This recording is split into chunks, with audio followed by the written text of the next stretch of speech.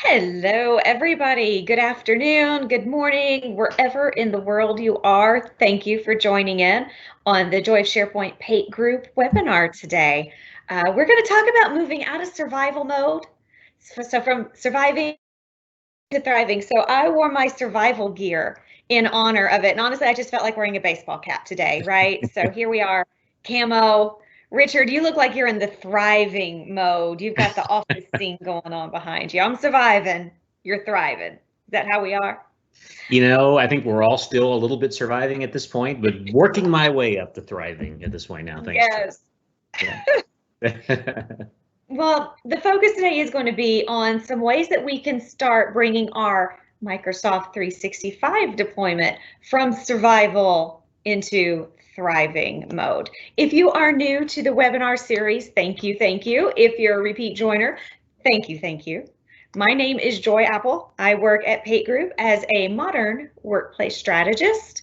When I'm not working with Pate Group, helping people figure out how to get from older versions of SharePoint or the file share or Google Drive and into the wonderful world of Microsoft 365. I'm doing the Joy of SharePoint webinar series. Both Richard and I, we are twins here at Pate Group, our modern workplace strategists. We've been playing the game for a while. I take over to 13 years this year, Richard. How about you? Goodness, 13 years. That's a good length of time here doing this now. So thanks, Joy, for the intro. Everybody, my name is Richard Calderon. I'm also a modern workplace strategist at Pate. Been doing this for 13 plus years myself now at this point. Yeah, Happy New Year to everybody. Happy into 2021. We're excited to be able to continue bringing this webinar series to you.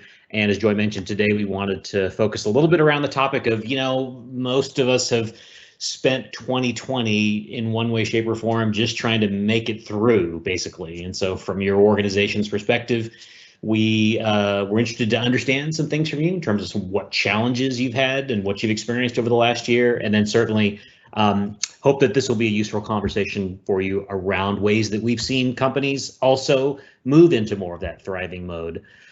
So like we do with all of our webinars, we tend to like to start off with just a couple of basic poll questions. We want to kind of get some understanding of who's who in the room and so forth. So if you open up the Q&A panel, there will be a link to this poll and you can just click right on it. It takes you to a Microsoft form. That is one of the many outstanding features inside of Microsoft 365 that allow you to be able to really quickly and easily create polls and questionnaires and other types of forms, etc. But we just got some basic questions here. We just want to know who's in the audience here today. And then we wanted to understand just a couple of things just from your perspective. And again, this is entirely just based on what you think about within your organization, but what are some of the biggest challenges or what have been some of the biggest challenges that you and your organization have experienced in terms of just moving to the cloud, and certainly with what's been going on this past year around working from home. So, some examples here that we've heard from a lot of our customers around just challenges with communicating with others across the organization and kind of just generally coordinating projects and resources, et cetera. Everybody's familiar, I think, with the fact that there are distractions when you're working from home. What about, sometimes when you are used to being able to work face-to-face with your team and with your managers, but now not necessarily being able to do that necessarily, and then some others there. So interested in understanding what some of your biggest challenges are. And then also just understanding too, from your organization's perspective, in terms of looking at moving into all these cloud services that are available today, obviously from Microsoft and Microsoft 365, has your organization kind of moved all the way in at this point yet, or are you still making that transition? So let's take a look at some of the responses we have going here. We've got 11 so far, so thanks for all of the responses. Got a number of IT pros on the call, so thank you. A user from the line of business, so thanks very much. Appreciate you attending. And then when we look at some of the really common biggest challenges, not surprising at all, communicating and coordinating, and then certainly this notion of being able to get users to break old habits and for existing processes and trying to change the way that they work. Joy, you and I talk about that kind of stuff a lot because, as we tend to talk about quite a bit, is really the technology is just the enabler of processes. It's you as a person really going through the motions and using the tools in the way that they're designed, et cetera. That's really the key. And so in lots of cases, it's a matter of changing your habits. So not surprised to see those being at the top. Also some blurred lines between personal life and work life. I know that that's a challenge for me at times as well too. And then in terms of have we moved content completely to the cloud, it looks like there are a good number of people here that are still saying that, no, we do need to keep some of our data on premises. And yeah, that's absolutely consistent with what we hear from a lot of our customers. There are certain, whether it's governmental, regulatory needs, depending on your industry, whatever it may be, or you might have to keep some data on premises. That's certainly true. And then it looks like we've got about half and half in terms of some that are all in and then some that are not just yet, but kind of working in the plan. So thanks for the responses. Feel free to just respond to this poll anywhere along the way, and we appreciate it. Thanks so much. Okay, Joy, do you want to kind of pick up from me at this point? I sure do. Let me start sharing my screen. Okay. Look at me. I'm a slacker. I did not have them queued up where they needed to be. All right. Here we go. So I just thought I would take a moment and look at the numbers, because the numbers, I don't know, they impress me and they also intimidate me quite a bit. So March 20th, Microsoft reported 44 million users in Microsoft Teams. 12 million users gained in the week of shutdown. That's huge. Yeah. And I will say, I was in Indianapolis, Indiana, the day before the world shut down. And I was actually working on getting a contract out to a customer in California, because they were right there saying, we're all going home. We're not going to be able to come into the office tomorrow. We need training on Teams as soon as possible. What do we do? Right? Survival mode instantly is where we all went. And I think we can all kind of, my husband looks back at that week and says, yeah, that was supposed to be my birthday week. Right? So that's kind of where it is for him. For me, it's just thinking about all of the training that we were trying to coordinate in the webinar series we kicked off. Right? It was pretty hectic. December 2020, Microsoft reported over 115 million daily users. That's insane. Insane. That's insane. Oh my gosh. So basically what this means is we looked at our stuff and we said, well, crap, we can't work from home if all of this stuff is still on the file share the way it has been, or on the server the way it has been, wherever it was, because VPNs can't support everybody trying to hit them all at once. So we took all of our stuff. That's a lie. We took all of what we thought we needed to have because we were in survival mode, right? We had our bailout bag. Teams was our bailout bag, and we crammed all of our stuff that we thought we had to have to survive, stuck it in Teams, and then we went home and tried to work from there. Okay, deep breath. Whew. And I still kind of feel like you said, Richard, it still kind of feels like survival mode. In fact, I saw a great meme on Instagram that said, and this was Wednesday of last week, well played, December 37th, 2020. Right? Yeah. Right. We're still in survival mode a little bit, but the dust is starting to settle. We have formed new habits. We are trying to come up with a way to make what we did. We're organizing our bailout bag, right? Because we've actually settled somewhere new. We're starting to get into a new groove, a new pattern. Will it shift back to the old way? I don't know. Richard, you have kids that are in school. I don't. Mm-hmm. Do you think what we've gone through the last 9 months is going to inform the future of school for kids, or do you think at some point it goes back to business as usual?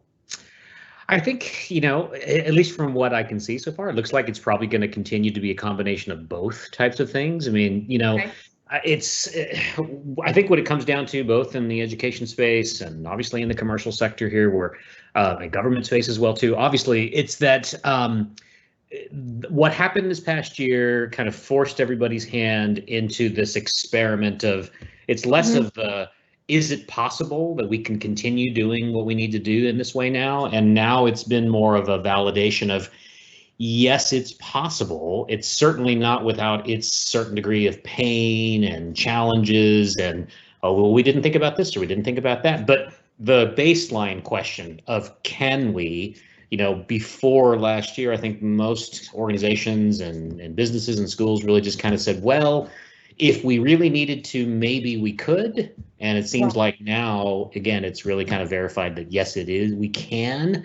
But if we're going to continue going this way, either out of necessity or simply because it's beneficial now to change the way that this all works, now how do we kind of pull back a little bit and, take a little bit of a broad, widescreen view of, kind of where things landed and figure out what can we do now to really try to build a little bit more solid foundation so we can continue moving from here. That seems to be the primary theme that we've been hearing from most customers so far.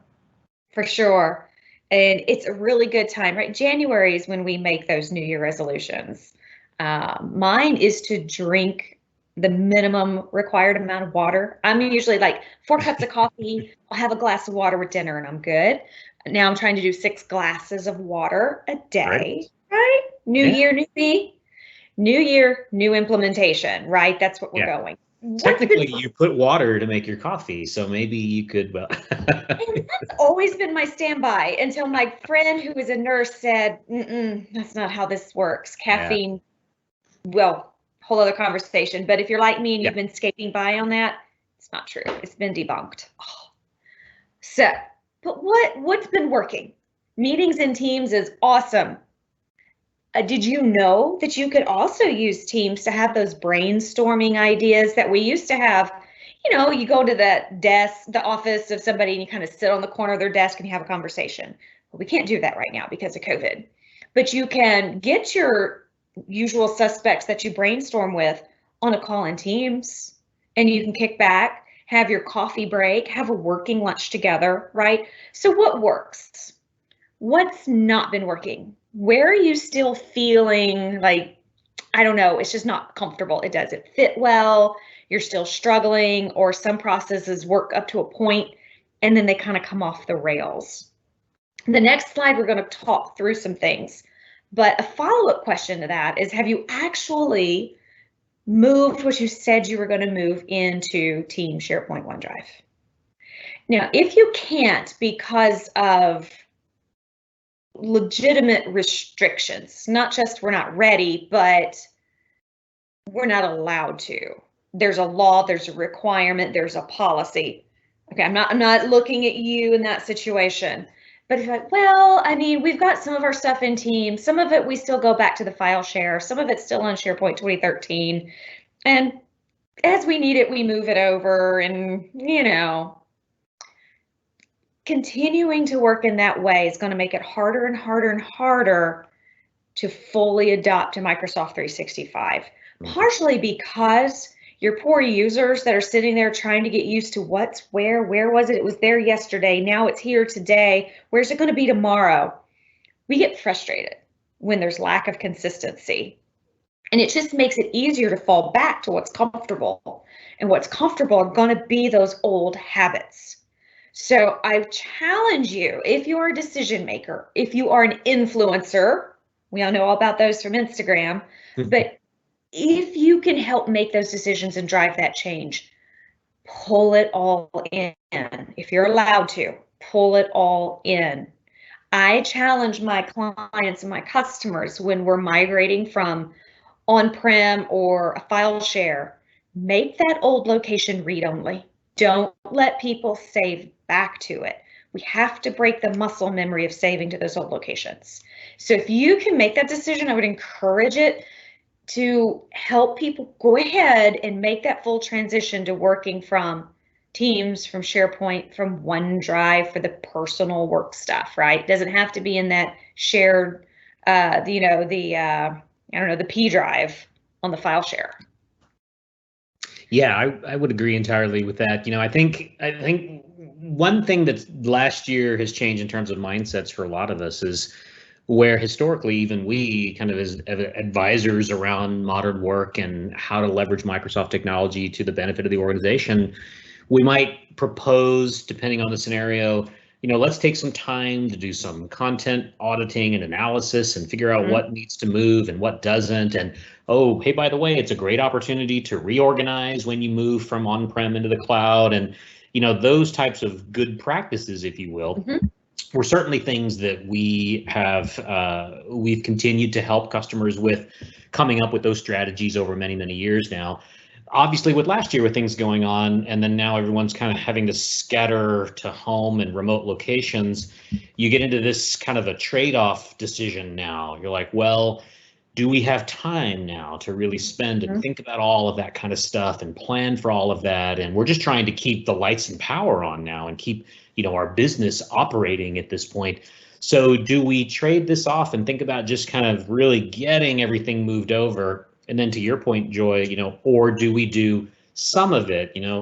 Does it make sense to do the big bang approach and move it all, or should we do it kind of phased? And I think one of the challenges with the phased approach, like you were mentioning, is if you have some stuff in the cloud and some stuff kind of still on-prem, and you're kind of forcing your users to have to figure out which is which and where do I go for what, it's just kind of a recipe formula for them just rebelling and kind of pushing back on how all of that might be beneficial to them.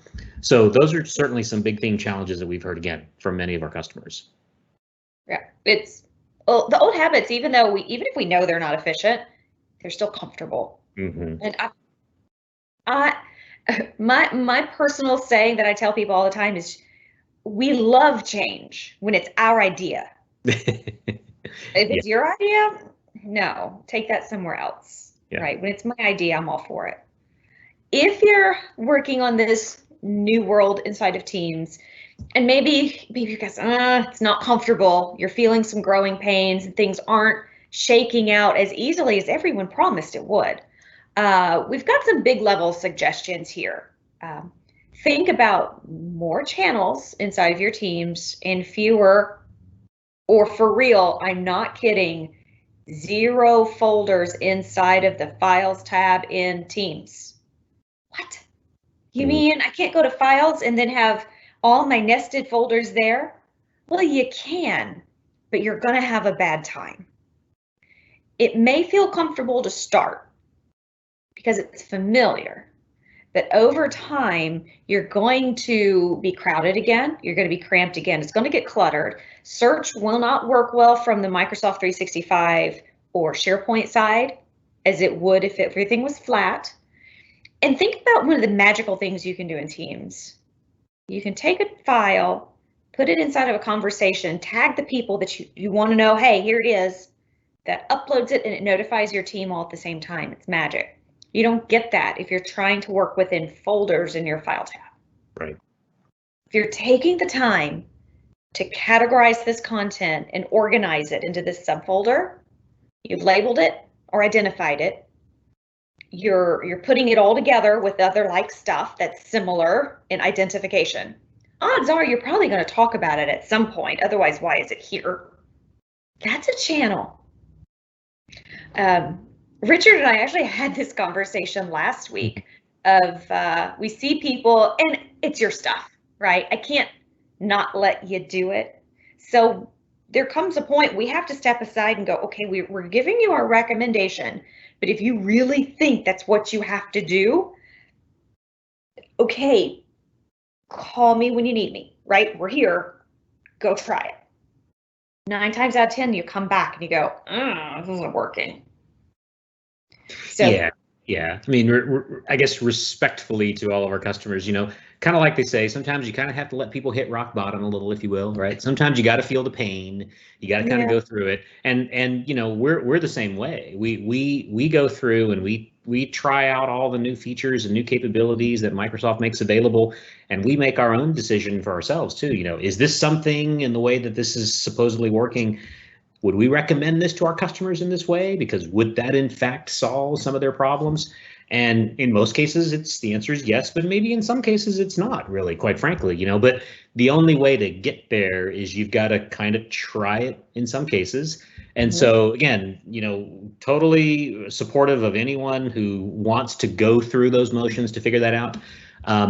While on the other hand, sometimes it also is the easy path if you just go, hey, you guys have done this before many times. You've already experienced the pain. If this is the way you're saying to do it, then we'll just go that way. That's something makes it easier as well. Try it. Yeah. That's what I'm saying. Let's try it.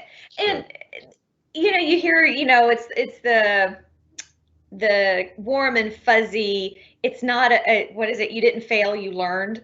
Right. Come on, we're learning, right? It's a learning thing. Yeah. I always encourage you to try a channel before you try a folder.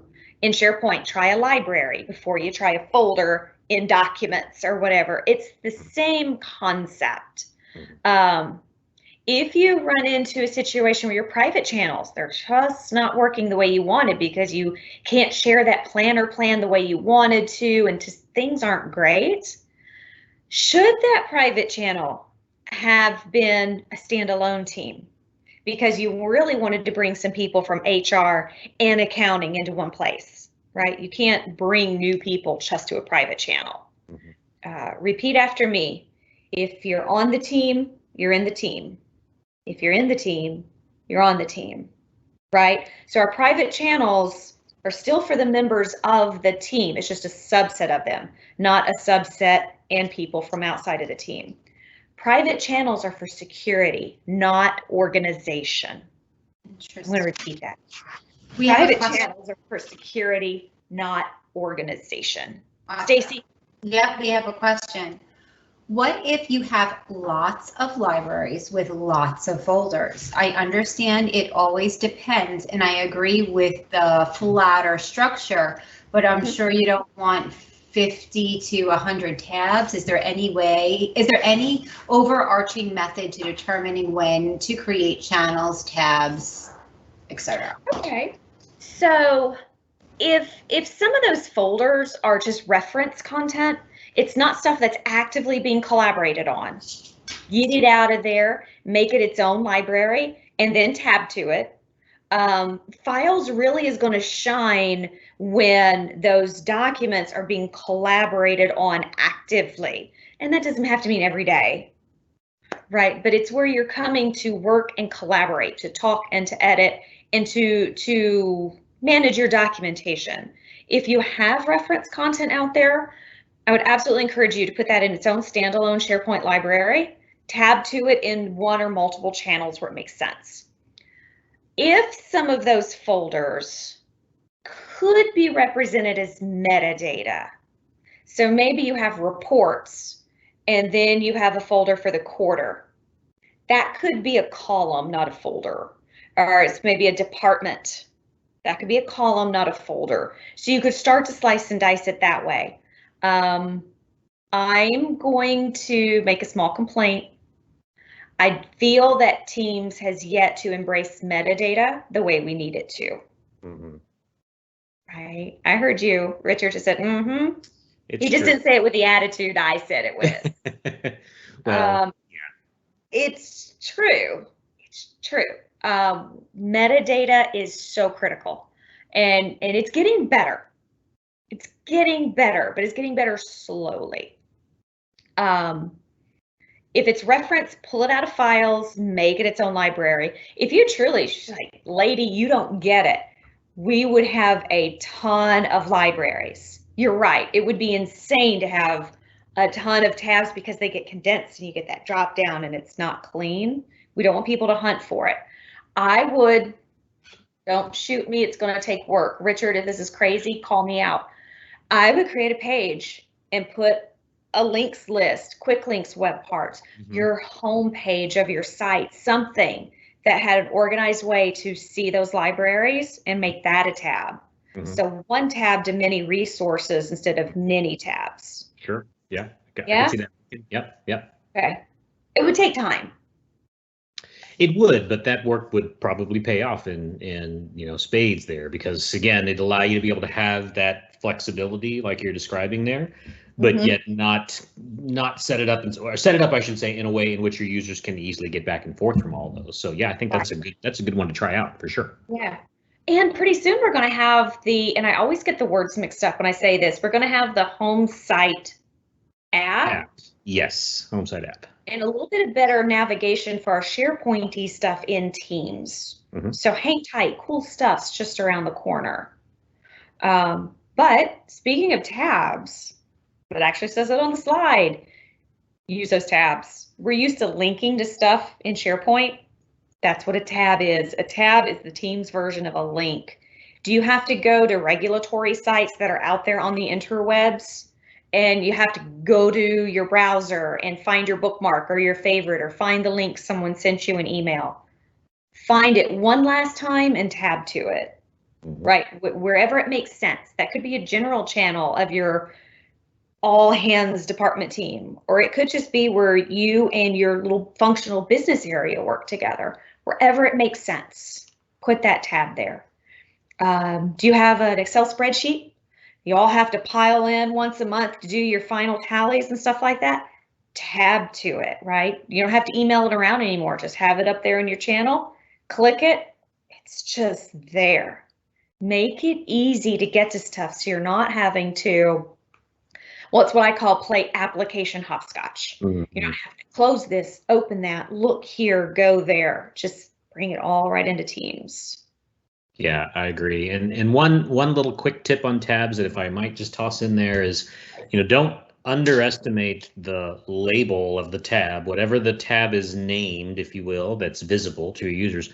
Don't underestimate how important that is for people to be able to see the value and the benefit of all of these various tabs. So, one of the challenges, I guess, if you will, is that when you go and you add an app or you create a tab to a document or a PDF and so forth, depending on which of those they are, the default that shows up can be pretty useless, if you will. Generic, yes. Yeah, like if you add a PDF and then point it to a PDF file in your library, the tab by default just says PDF, and you're like, well, that doesn't really help, Or if you add a link to a site that's in SharePoint and the link just says site or something, those types of labels are meaningful to your users whenever they're coming to that channel. So take advantage of the fact that you can rename your tabs, and you might even consider, I love doing this, Joy knows I do this kind of all over the place, maybe in excess.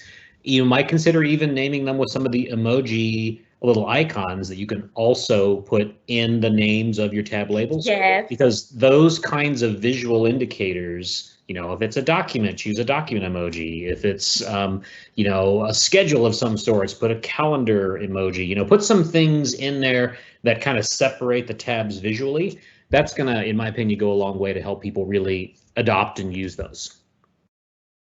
I'm just kind of clicking through some tabs here. Uh-oh, apparently I was trying to move it. Yeah, you can tab to lists, libraries, pages, other sites, name it, you can tab to it. This is what it looks like when it condenses. It's not fantastic. We don't want people to have to really hunt for stuff. Right. But if you add a tab, it gives you the option to post to the channel that you've added the tab. Do it. Let them know. Make an announcement, right? When you do a new conversation, one of the options, if you hit this little format box, this is the free part of the webinar. This was not scheduled. Instead of a new conversation, you can do an announcement, right? It has a headline. You can change the color. You could make it like super bright. Maybe this orange, right? You've got options. Use them. You can really get people's attention. Let them know what you're doing. All right. You ready for another question? Sure. Okay. Upon moving to channels, yeah, will you be able to remove the default files tab, which is essentially useless if you're using channels? Does that make sense? You can't. I'm going to check myself, because as soon as I say you can't do something, you'll be able to. But I don't think you can remove files. But it's not useless, because anything that I share in conversation that's a file, an image, or something, it goes to files. So that is adding functionality here. Any content that I share comes here to files. Every time I create a channel inside of Teams, this becomes a folder inside a SharePoint documents library on the connected site. So this is giving you a place for organization here inside of your channel. Now, if you're just not going to use it a whole lot, that's fine. I get it. It would be nice to be able to do what you wanted to with your channel.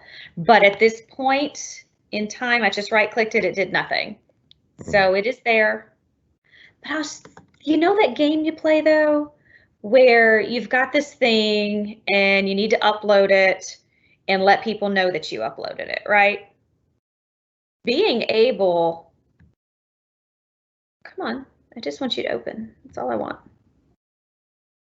Or not. Okay, there it goes. Being able to grab a file that you've been working on. This is my OneDrive that I sync to my desktop so I can work on it the old school way. But being able to take that document, upload it here. Let me see. Your template. That channel, let my people know not only is there a new template, here it is. That can be pretty powerful. Now you're not having to upload it somewhere, copy a link, go to Outlook, open up an email, try to remember the name of everybody that's on your team and post it. You can just do that all at once here. Richard just got the notification because he's in the team. I heard it beep. Yep. Right. Now, if you don't love it, and you're like, no, sorry, lady, I just really don't want my people putting stuff here, I would talk through that process. You know, why don't we, or why would we? And then you could have a process that moves this somewhere else if you just really didn't want people being in files. I have opinions, but we probably don't have enough time to go through it all right now. One thing that can help easing this transition too, because if you're like a lot of folks this year, you've very quickly gone from not using Teams to using Teams a lot. And that in-between phase is painful. The growing pains is hard. When we first started using Teams internally, flip a coin. Did that document come to me in Teams or did it come to me from Outlook? Right? It was really hard to get used to it until we all had the new habit. So I encourage you, let's say that someone from, I don't know, the contract management team sends you a new procedure for submitting contracts for review. Totally making this up, right? Instead of forwarding that on an email, I encourage you to go, maybe the general channel would make sense. Get the email address for your general channel. Forward that email to your team in whatever channel that makes sense. Bring that kind of external communication into your team, right? That's really going to reinforce the habits of this is where we communicate and collaborate as a team. It can take between 30 and 90 seconds for an email that you forward from Outlook to make its way around through the Ethernet and make its way into Teams. But once it's there, it's there. This email messages folder, that is all of the emails that I have forwarded, typically in demos or what have you, to this channel. If there's an attachment, it does get stored separately. So it breaks it out of the original email message. So any attachments, documents show up as their own separate files. And if they needed to get reorganized somewhere, you absolutely could. You could grab that, move it wherever it needed to go. Okay, go back to my slide here. The growing pains is hard. It's those in-between times. But I would say at Pate Group, we have reduced our internal email by about 90 to 95%. Sometimes a document comes in and boy, those old habits, boy, you just forward that email. But the more we practice not doing that and just sending it to the appropriate team, the better it gets. Speaking of sharing content, changes have come to the way you can share links to your stuff. This first box here is from OneDrive. Now inside of Pate Group, if, I'm sorry, SharePoint. If I'm sharing a link to content from our intranet from a SharePoint site, we have disabled the anonymous link because we don't want someone to accidentally forward it on or to mistype an email address or something. But notice I have options here of who I can share content with. Am I going to allow them to edit it? Am I going to block the download? Right? Intelligent sharing is just getting better and better from the M365 platform. Now, if I'm in OneDrive, remember OneDrive for one person. My OneDrive is my personal stuff. It still is related to what I do as an employee, right? So there's still going to be some sensitivity to most of it, but it's the stuff that I'm working on that maybe it's not appropriate to go to a team or to a SharePoint site yet. I do have the ability to share basically an anonymous link. Now at Pate Group, all of our anonymous links expire within, is it 30 days? I think it's 30 days. Yes. Is that right? Okay. I can share with just people inside a Pate Group. That what you choose here, the link has security that gets embedded in it.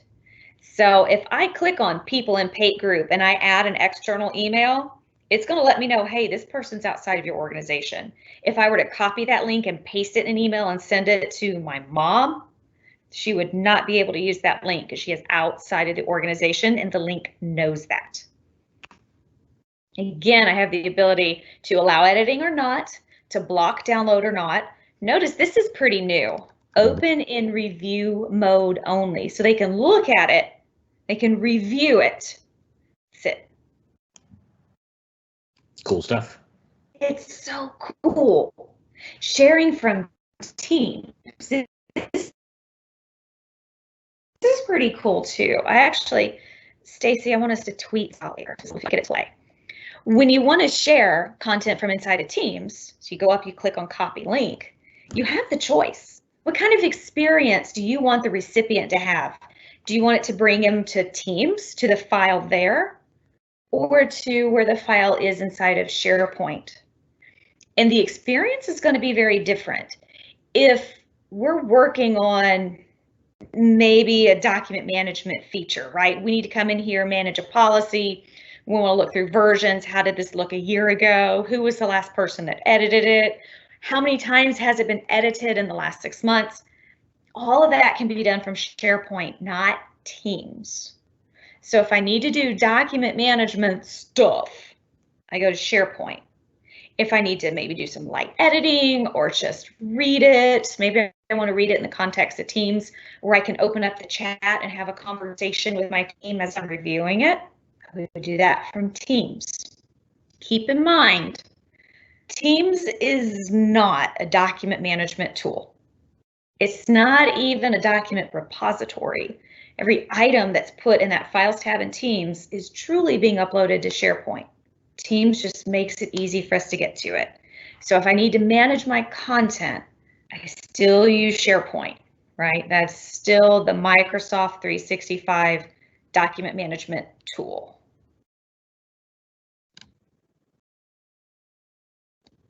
Okay. Then there's this thing. Where the heck is my stuff? Maybe I don't remember if it's in SharePoint or if it's in Teams or which channel, because it's growing pains. We're still trying to get our naming conventions right. We're still trying to be consistent, and it's I just want the document people. I don't want to have to go to Teams. I don't want to have to remember SharePoint. Okay, deep breath. Because are you feeling my real frustration? Because I feel this sometimes. I don't remember if I uploaded it to the team yet. Maybe it's still in my OneDrive. Where's the thing? There are some pretty fancy ways to find our stuff. And Richard, when was the last time we talked about the new Edge? It's been a minute. I think it's been a minute. The new Edge. Yeah. Go ahead. Sorry, I was on mute. I muted myself there drinking. So I get a drink. Yeah, when did we talk about the new Edge again? Is that what the question was? Yeah, it's been a minute, I think. It has been a little while, yeah. Yeah, so we're going to harp on it some more. If you haven't tried it yet, I understand because, okay, if you're with Microsoft, stop listening for a minute. The old Edge was terrible, okay? It was pretty bad. The new Edge is pretty darn cool. Yeah. Okay. Log into Edge with your Microsoft 365 account. Let me find my magnifying glass here. See, that's my work picture right here. I am logged in here with jtapple@pategroup.com and my password. You know what? I need to keep that magnifying glass. Let's get back in here. So notice the search experience, search, Pate Group, and the web. So if my search criteria match the content that I have permission to anywhere inside of Microsoft 365 at Pate Group, search will bring it to me along with internet results.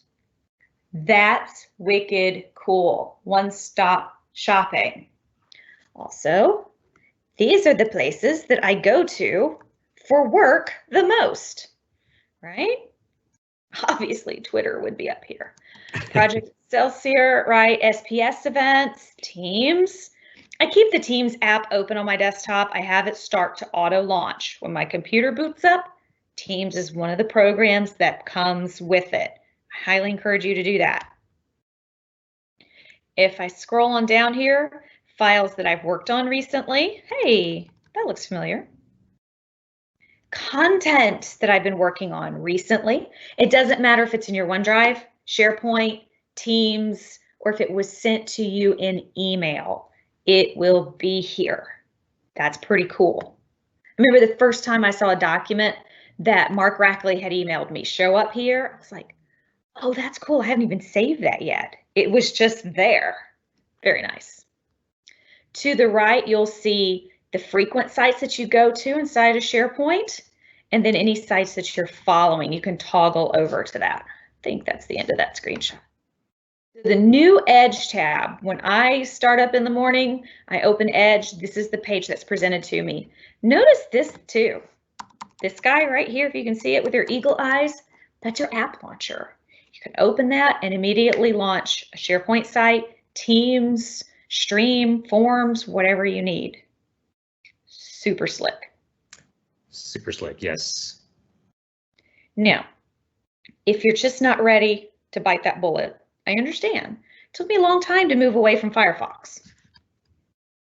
But don't forget about Office.com.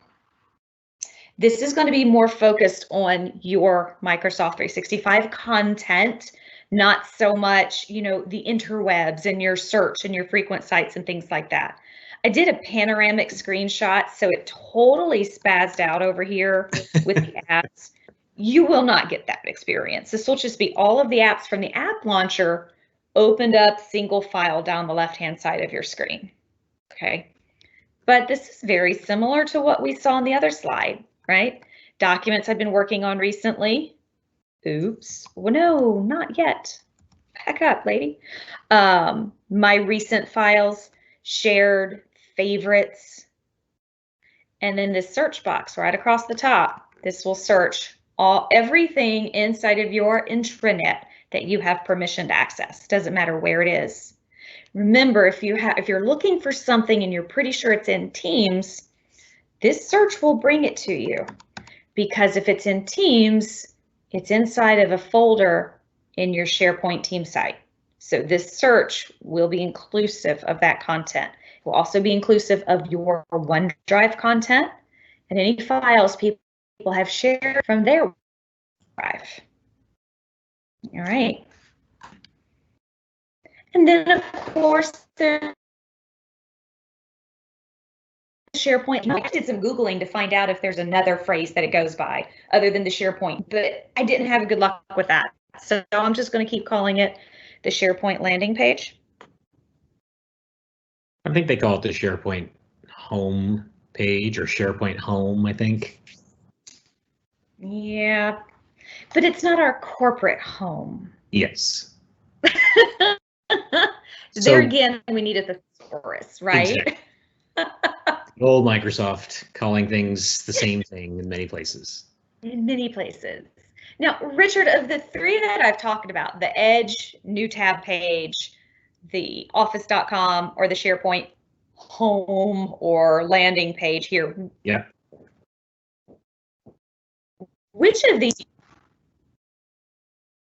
You know, I think that if you'd asked me, say, 3 or 4 months ago or so, I would have been convinced that the Office.com landing page was still my favorite one to show customers and to refer to frequently, because there's a lot of good stuff there that's, you know, personalized to you.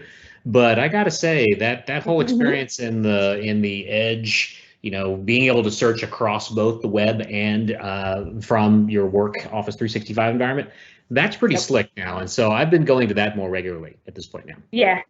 Yeah, agreed. I do too, especially if I'm looking for information about one of the products. It could be in our environment or it could be on the interwebs. What I love, Stacy, is when it brings me to one of our blogs that's on our website. I always feel stoked when something like that happens. But now on the SharePoint landing page, you're going to get more of a curated experience, because see these stars here? I keep clicking instead of hitting my control. I clicked that. Every site that you go to in SharePoint gives you the option across the top to follow it. So if you're following it, it will show up here under Sites. You're following. If I click on See All, I get a whole page of nothing but the tiles for those sites and a little snapshot of the most recent activity. So sites I've gone to recently, sites, things I've saved for later, and then any featured links are admins. So it's a little more personalized. More recent news is across the top. So news from the sites that you're a member of will come in across the top, sites you're following, and then just the stuff you've bookmarked. So it's 3 different ways to kind of help you get oriented and find what you need. And that definitely helps us feel more like we're thriving than just trying to survive, is when I know I've got an easy way to search for and find what I need quickly, instead of having to just dig and dig and dig and dig. Search is your friend. In fact,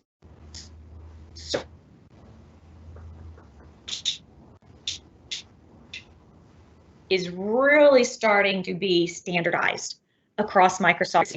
There's across Word and PowerPoint and Excel now, coming quote unquote soon. There's going to be to be a little bit more holistic in the experience that we get searching around from app to app to app. There's a question. Hey. Okay. When you mentioned the search features of SharePoint and flattening out the structure, how many folders deep can you search? So that word "can" is super important. So a friend and fellow SharePoint consultant out there, Sharon Weaver, did a really good presentation I set. Oh, it might have been a year ago now. But one of the things she discovered working with a client doing a very deep dive into search was that search ranks content differently the deeper it lives inside of your architecture. So if you go deeper than 2 levels, so you got your library, folder, 2 levels deeper than that second folder, search is going to start to devalue the content it hits that meets your search request. So the recommendation there is not to go any deeper than 2 folders. The higher in your architecture your content lives, the higher weight it gets in its search ranking. What's the other one? Well, let me give you a couple other pieces of advice too. See, now I'm blanking. It's either the second or the third heaviest weighted column for search. Title is the other. So you have your name of your document, that's your link. Title, you can make it whatever you want. People that really want to make sure there's a very user-friendly name there usually fill that out. Just put a keyword there and give a very brief description or a series of keywords in the description column, and you will find that content being raised up higher in your search results. And the last piece of advice there, back to the question, is don't bury it any deeper than 2 folders. Honestly, if you can maybe try not to go deeper than one folder, because the higher that content is, the higher the ranking is for search. Because if it's important, why are we burying it? Right? But it's an old habit. We like that connected nesting deep architecture. I think there's something in us as human beings, we're just kind of drawn to it. But if you start flattening it out, you'll find that it's easier to get to and search will respect it more. Any other questions? Yeah, so the follow-up, so it doesn't ultimately find them at all, or is it just really difficult to find? It will find them, they'll just be lower in the results ranking. So you know how if you were to go to Google and type in barbecue, right? You've just asked Google to give you every reference of the word barbecue there possibly is. The things that are closer to you are going to be higher in the ranking. Sites you've been to before are going to be higher 30 pages back. It's still there. It's just really low in the ranking. The only time we say this, the only time it won't be there is if it is so deep that the URL length has broken. Then search can't get to it. But that's, oh, is it still 265, Richard? Say that one more time, sorry. The URL character length limit, are we still at 265? That's a good question. I'm not sure. I have to look one up. Ooh, that's one we can tweet later. Certainly can. I like that. Yeah.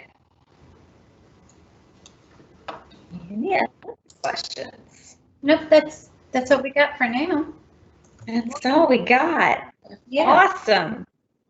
Well, I hope this has been helpful. If there are other questions that you have, we've got a couple minutes, happy to hang on and answer them. You can also reach out to Richard and myself on Twitter, and we've got our email addresses here if it's something you're not comfortable putting on social media. I don't know about Richard, but I'll volunteer. You can also direct message me. I do have that enabled on my Twitter account. Use it wisely. I will block. I've only ever had to do that once. But, and then the QR codes will take you to our LinkedIn. So a variety of ways that you can get in touch with us. If maybe I sparked an idea and you're just not sure, you can reach out to us and we can maybe help you flesh that out a little bit more. Happy to engage.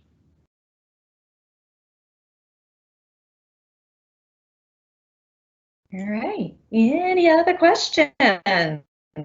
No, not at the moment, but yeah, if you want to hang out for a couple more minutes and see if anybody else has any other questions other than that. Sure. And I'd love to know, how's everybody, other than the craziness around us, I hope everybody's 2021 has gotten off to, personally, to a good start. I saw there was snow in Texas.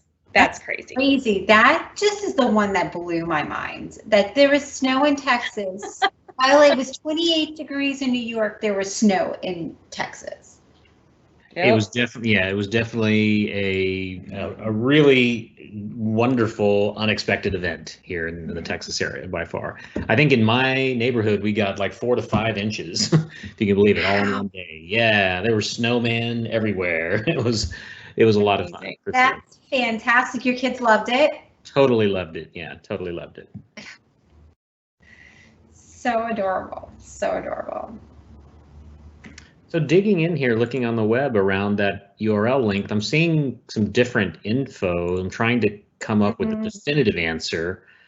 In one article for someone that I think is pretty worthy of this information here, it says 400 characters. But again, I'm looking for a little bit more like definitive from the Microsoft side. See if we can find it here from, yeah.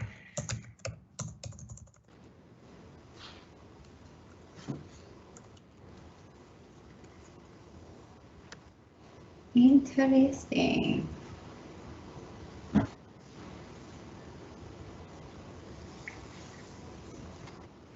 Oh, Joy?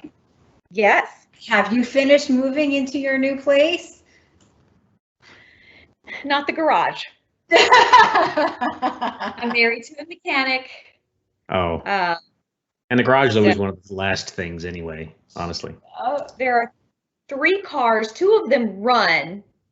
None of them can actually move, I would say. 3 cars and 1, 2, 3, 4, 6 pieces. So sounds like my garage. Yeah, sounds like my garage. yeah, it's fun. Huh. Total site limits. So one thing we'll throw out, as you see us Googling around here, because yes, you have to Google. It's the only way you can keep up. Notice this article was written in 2020, in October. This one's 2019. I wouldn't even waste your time looking at anything that's older than a year for sure. Things change so fast. So fast. Last year, yeah, absolutely. Absolutely. Look at that. You have 2 million site collections. So if you start worrying that you have too many teams, you don't. You're fine. You are perfectly fine. Yes. It is. All right. Interesting. Yeah, well, we'll do some more digging and we will get that answer out to you. Again, please do feel free to reach out to us. But otherwise, we're going to give you a whole 3 minutes back to your day if you haven't already jumped off. Sounds great to me. Yeah. Yep. Thanks for joining us today, everybody. We appreciate it. Thanks, everyone. Bye. Yeah, Have a great day. Bye.